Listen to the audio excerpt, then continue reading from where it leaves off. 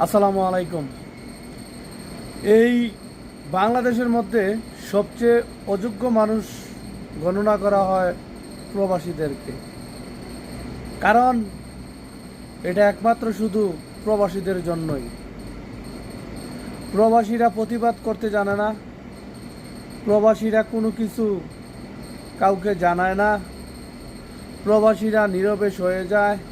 এই জন্যই আপনি যেখানে যান প্রবাসী দুর্নীতির শিকার।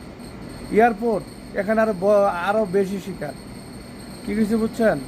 আপনার 5 মিনিট থাকা অবস্থায় আপনি কি এয়ারপোর্ট ক্রসিং করতে পারেন না? আপনাকে দেওয়া হবে না। কারণ এটা লাগবে, এটা মানি। এটা যদি মানি লাগে তাহলে আপনারা বসে বসে আঙ্গুল চোন প্রতিবাদ না করে। যদি আপনারা প্রতিবাদ করতেন তাহলে এরকম হয় না।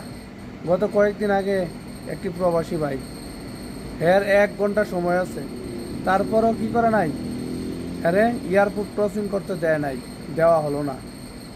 না দেওয়ার কারণ কি জানেন? 30,000 টাকা দিতে হবে, অন্য আরেকটি ফ্লাইটে এরে পাঠাবে। তো এই জন্য নিয়ে আপনারা দেশে রেমিটেন্স পাঠাইতেছেন, জীবনভর রেমিটেন্স পাঠাইতেই পারবেন।